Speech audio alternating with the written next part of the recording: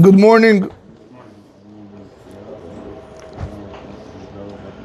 We started speaking about it yesterday in Simon Mem Zayin, in Halacha Yud Aleph, in regarding to sleeping during the day, if you have to repeat the blessing of Birkot Torah or not. Today we want to see about a little bit different than from yesterday's Halacha, and a lot of people are unaware of this Halacha. If a person went to sleep after Tzedek Kochavim, once it's dark, even for a few minutes on your bed, even with your clothes on, and then you wake up to go to learn Torah, you must repeat the Birchot Torah. You're not allowed to learn Torah if you did not say Birchot Torah. The Shulchan Aruch says in Halacha Yud Bet, Af im lamed balayla, even if a person learns at night, Halayla holech achar hayom, shavar, the night follows the day that passed. Ve'enu tzarich lachzor u'levarech, you don't have to go back, and you don't have to bless, Kol zman shelo yashan. As long as you didn't go to sleep that night, you don't have to bless.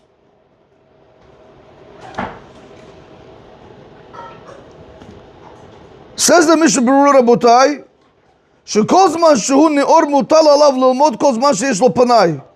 As long as the person is awake, he has an obligation to constantly learn Torah when he has free time.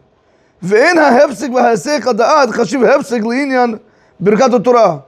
Interruption or taking your mind away from Birkot Torah is not considered to be an interruption when it comes to Birkot Torah, like we explained, because we have an obligation to constantly learn Torah. It's always on our mind. Nevertheless, Rabotai, the Mishnah Berurah says, Im yashan shanat keva al mitato, afilu b'tchilat halayla, even in the beginning of the night, chashiv hefsek is considered to be an interruption. So therefore, Rabotai, let's say a person went to sleep at Tzedek Kochavim, and now he has to come to shul to learn Torah at 8:30. He's not allowed to learn Torah until he says Birkot Torah. So what are we going to tell him to do, Rabotai? There are two options. Where can I find it? Find what? Birkot Torah. In the beginning of the Siddur. The same Birkot Torah that we say in the morning. Either, Rabotai, you can do two things. Either you're going to daven Aravit, and in Ahavat Olam, you're going to take your obligation out for the Birkot Torah, and then you're going to be able to learn Torah. Or you're going to go ahead and you're going to say Birkot Torah themselves, and then you're going to be able to learn Torah. But you're not allowed to learn Torah, Rabotai, without saying Barakah. A lot of times people come 8:30 to learn Torah or 9 o'clock, right? And you see that they just woke up and they're learning Torah. So that is a very big problem. You have to make sure that you don't sleep either on your bed, or if you slept, make sure you say the Birkot Torah. Huh? Yeah, you should wash your hands. Of course, you're going to have to wash your hands, but without a barakah. You're not supposed to leave your house till you do this. Say it again. You're not supposed to do this. This is at night. I'm speaking about a situation, a person fell asleep at night, like after when the stars came out, and now you want to learn Torah. It's also for you to learn until you say the Birkot Torah, okay? Once it's on your bed, it's considered to be a fixed sleep, even a few minutes. On the chair, no problem, correct. These are power nap, no problem. But as long as it's not on a person's bed, correct. Okay. Rabotai, we started speaking about it yesterday about writing bad reviews, correct? And Baruch Hashem, you guys pointed a very good, many good points. You guys pointed out, right? Some people's businesses they run on Yelp, correct? So Rabotai, number one, we have to understand that even though I'm writing something bad about another company, even though that is the truth, like we pointed out yesterday after the class, that is considered to be 100% Lashon Hara. 100%. It's bad speech and it's the truth. That's Lashon Hara. When a person is lying, now he's mamish lying. When he's giving a bad name, it's Mochi Shemra. Right? If he's gossiping, that's Richilut. So Rabotai, these things are not to be learned on one leg. If a person really wants to know when he should open his mouth, when he should write a review, honestly, a person has to learn the halachot of Lashon Hara. The Rav Chaim's book on the halachot of Lashon Hara, Rabotai, see how much you have to know before you could go and write a review about somebody else or give advice on something else. It's not so pashut, Rabotai, it's not so pashut. The Gemara says, what is a person's profession in this world? What is the best profession in this world that a person should choose? Shoemaker, barber, jewelry, lawyer, doctor. Azerbaijan? Bagel guy. Bagel guy. Папа. Какой самый хороший профессия должен быть человеку быть? Скажет гинеколог, Роман. Говори, слушай, Азербайджан. Чтобы он был человеком. Человек был. Right. You're right. Silence, Rabotai. The Gemara says you have to be an ilam, a mute. What do you mean mute?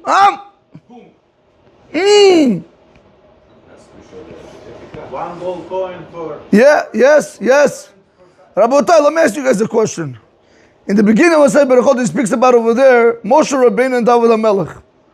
Moshe Rabbeinu, when they asked him, when is going to be the Makat B'chorot, right, when he told Paro, when is going to be the killing of the firstborn, what did he say? Ken chatzot. Like midnight, at about midnight.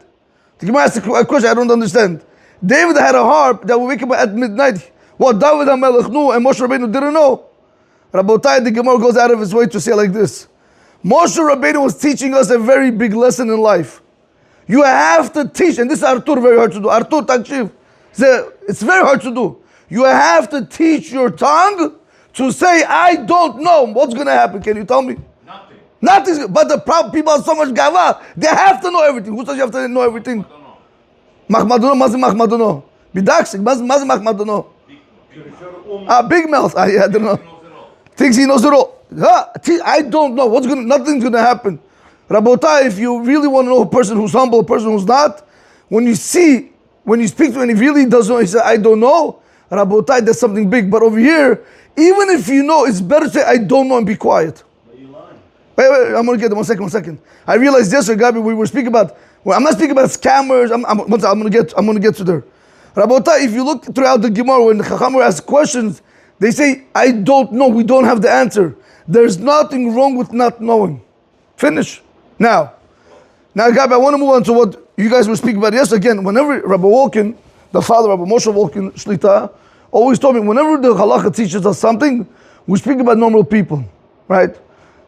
I think I'm understanding what you guys are coming through, because there's another piece I want to learn with you today.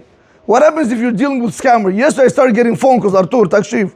Lo yadati mizeh, Takshiv, tagidi mizeh emet o lo. Yes, I started getting phone calls after I made this class. Avram, listen to this. What happens if you are on the 47th? And 47th, people got to be very careful that work there. But Takshiv, what happens if they put the watch together? Link from here, face, I don't know how that, not market face. Dial, bezel, schmezel, right? They take pieces of Elon. What, Pakistan? Frankenstein, that's what it's called. And they make a watch. So am I allowed to tell the guy that this is wrong? Right? Or somebody told me in restaurants, they sell chicken. Sometimes the chicken doesn't go. Gabi, what do? They season it. They season it so you don't know. Or you have other places where they sell you behemet, they sell you defected parts. Like I don't know. Maybe that's what you want to say yesterday. Like, people that are scammers, the Rashaim, the others who make money on people's expense. You can't be quiet. I wasn't speaking about this. You have to let the person know, because they're out there to go and rip people off. You understand? We have to be very careful about that. This is very important. I'm speaking about normal cases. You go to a restaurant, you're sitting not to give bad reviews, not to give bad advice. But if you know that you have certain people that they're trying to rip you off, somebody said, it's not how everything happens after you learn something. So one guy said he bought a watch for 23,000. So the guy next to him said, I said 23,000, I got it for 15,000.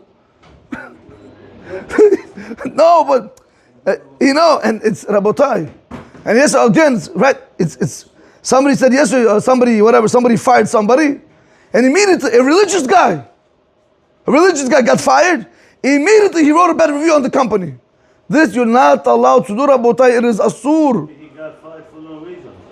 No, the guy, whatever. I'm not gonna. I don't know why, but you can't just. You gotta make peace between. You have to understand, when you write these reviews, they stay forever. They decide if another person is gonna come and do business with him. You understand? Now somebody told me, I don't know. I don't know what kind of world we're living in. I mean, Blocking Parnasa, yeah. huh? Blocking the Parnasa. Some guy tells me, Rabbi, what happens if you have a construction guy? Like, my Guinea, for example, he does everything from the top of the top. Yeah. Right? Everything, even the bolts are new. Everything's new. One guy told me, Rabbi, and everybody has dumping. They have those big dumpsters, correct? So they have to throw all the garbage.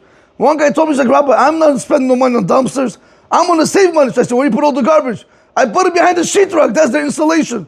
Wow, Rabotai, to what extent? Yeah, I would tell you not to do business with this person. Of course I'm going to tell you not to do business with this person. I'm not speaking about that. We speak about honest people. You got to be very careful. Never to ever destroy their reputation.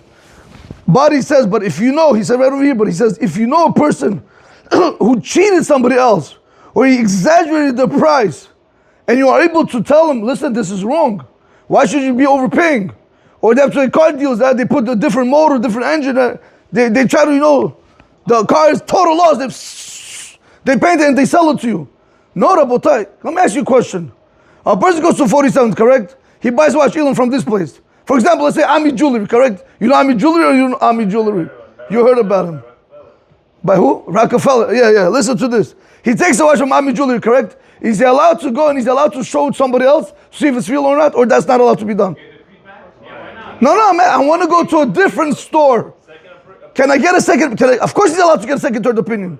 He has to. Or you have people that go to jewelry, they buy jewelry right there and they have all this fake, they put over there 14 karat gold, but really it's 10 karat gold. Right? Or sometimes the gold is plated. Can they go and can they check? People made millions and they open up synagogues. Yeah? Tell them to close those synagogues. Tell them to close those synagogues, man. That's a steal, that's Gnev, you not to do that. Anyway. You have to do that. You have to get a second turn. That's not a problem. And if the store owner is going to tell you, Ami jewelry is legit, you have nothing to, okay, good. If you're selling jewelry, bracelet, and they throw under they have this machine to see if the jewelry is real or not. I did nothing wrong. I'm trying to really help you out. You should go and get a second, third opinion. But I'm trying to tell you to go and write a review on them that you should not do, Rabotai. We have to be very careful. Now you should know over here, the Rashash is the one who makes this Chiddush. The Rashash says, why are you allowed to go ahead and call these people out, meaning help the other person that's getting cheated or overpriced, or they're taking advantage over him? Why? He says, because something said beautiful, nice Chiddush. He says, because the Gemara says, if you buy something from somebody from the marketplace, meaning from the street outside, but if you buy it from a store where I'm able to come back and speak to the owner, I don't have to put up with what he does to me. He would just happen, Artur. If I buy it from the street, the guy sold, now you'll never see him again. So therefore, when he comes to me with this watch and he says, oh, Rabbi, look what I bought, I have to tell him it's a beautiful product. But if you buy it from a store and you know that store, and they're trying to rip you off, since he's able to return it and get store credit or get his money back, you have an obligation to tell him this is a rip-off. That is not a problem. You understand? He makes that beautiful deal. In any event, Rabotai, we have to be very careful when it comes with these things. Baruch Adonai Olam. Amen. Amen. Rabbi Chanan ben Akash, Baruch Hu.